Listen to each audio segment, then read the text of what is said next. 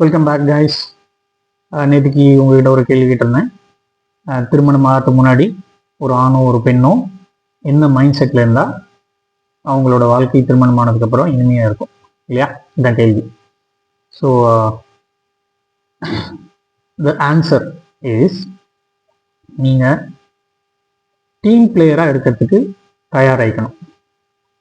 கல்யாணம் பண்ணிக்கிறதுக்கு முன்னாடி நீங்கள் சிங்கிள், உங்கள் டெசிஷன்ஸ் நீங்கள் இஷ்டப்படி எடுக்கலாம். நீங்கள் நினச்ச நேரத்துக்கு சினிமா போகலாம், நினச்ச நேரத்துக்கு ட்ரிப்பு போகலாம். அந்த மாதிரி உங்கள் டெசிஷன்ஸ் எல்லாம் சோலோ நீங்களாக எடுக்கலாம் இல்லையா? ஆனால் திருமணம் ஆனதுக்கப்புறம் நீங்கள் ஒரு பார்ட்னர்ஷிப். ஸோ அனைத்து முடிவுகளும் பார்ட்னர்ஷிப்போட டிஸ்கஸ் பண்ணி எடுக்கிறதுக்கு தயாராக இருக்கணும். திருமணம் ஆனதுக்கப்புறமும் நான் என் இஷ்டப்படி தான் இருப்பேன், நான் கணவன் பேச்சை கேட்க மாட்டேன், மனைவி பேச்சை கேட்க மாட்டேன் இப்படின்னு இருந்தீங்கன்னா உங்களோட திருமண வாழ்க்கை இனிமையாக இருக்காது. ஸோ கல்யாணம் பண்ணுறதுக்கு முன்னாடியே நீங்கள் இந்த மைண்ட் செட்டை டெவலப் பண்ணிக்கணும்.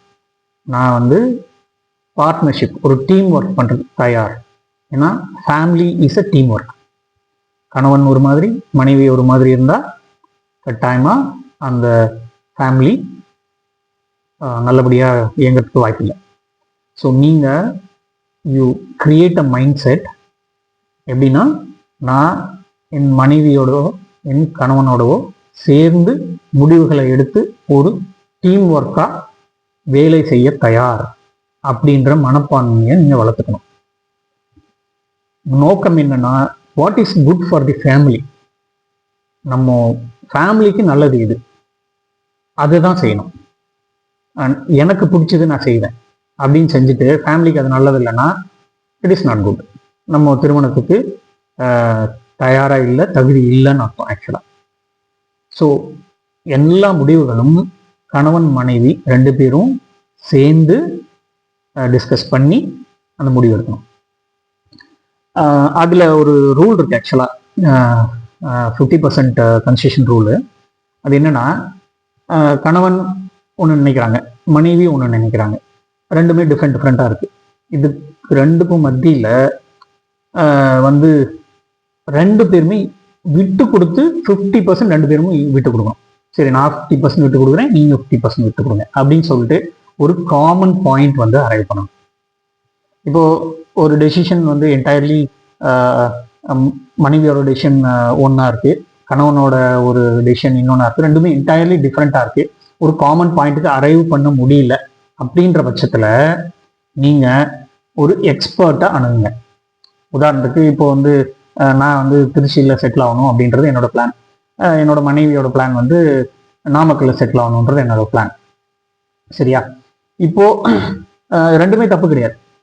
இப்போ இந்த சுச்சுவேஷன்ல ரெண்டு பேருமே பாதி பாதி ஈக்குவலா விட்டு கொடுத்தாதான் இந்த பிரச்சனையை சால்வ் பண்ண முடியும். அதாவது சுமூகமா இனிமையான ஒரு சொல்யூஷன் பெற முடியும். நான் இல்லை நான் திருச்சியிலே தான் இருப்பேன் அப்படின்னு நான் அடம் பிடிக்கிறதும், என்னோட மனைவி நோ நான் நாமக்கல்ல தான் இருப்பேன் அடம் பிடிக்கிறதும், இது ரெண்டுமே ஒத்து வராது. சரியா? So we have to be ready to give 50% concession to our partner, to our wife or husband. சரியா? ஸோ இதுதான் நமக்கு இந்த மைண்ட் செட் தான் திருமணத்துக்கு முன்னாடி நம்ம செட் பண்ணிக்க வேண்டிய மைண்ட் செட். ரெடியாக இருக்கணும். இது வரைக்கும் நம்ம தன்னிச்சையாக முடிவெடுத்தோம், ஜாலியாக இருந்தோம், அதெல்லாம் ஃபைன். இதுக்கப்புறம் கணவனும் மனைவியும் ரெண்டு பேரும் சேர்ந்து தான் டிஸ்கஸ் பண்ணி முக்கியமான டிசிஷன்ஸ், சின்ன சின்ன டிசிஷன்ஸ் எல்லாம் okay, it's fine, that doesn't matter. முக்கியமான டிசிஷன்ஸ் எல்லாம் நீங்கள் கணவனும் மனைவியும் சேர்ந்து ரெண்டு பேரும் உட்காந்து டிஸ்கஸ் பண்ணி தான் எடுக்கணும். ரெண்டு பேருமே ஈக்குவலாக அட்லீஸ்ட் 50% உங்களோட கோல் விட்டு கொடுக்க தயாராகும். ஸோ இப்படி இருந்தீங்கன்னா முக்கால்வாசி 90%, 95% மேலே உங்கள் லைஃபு ஸ்மூத்தாக இருக்கும். அது பிரச்சனைகளோ என்ன சொல்கிறது, ஆர்குமெண்ட்ஸ், மனவேதனை, இதுக்கெல்லாம் வாய்ப்புகள் மிக மிக குறைவு. இப்படி நம்ம இந்த மைண்ட் செட் வச்சுருந்தோன்னா எப்படி கான்ஃப்ளிக்ட் எல்லாம் ரெசல்யூஷன் பண்ணுறது அப்படின்னு ஃபியூச்சர் கிளாஸஸில் சொல்கிறேன்.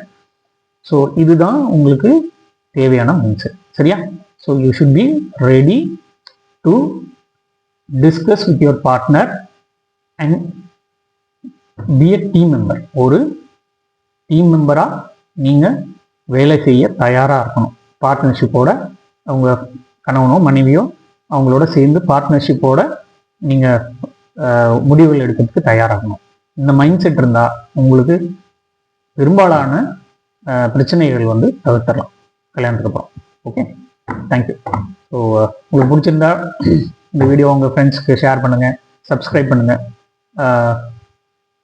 அந்த பெல் பட்டன் அமுக்குங்க. ஃபியூச்சரில் இன்னும் நிறைய வீடியோஸ் நாங்கள் போடுறோம். Okay, thank you.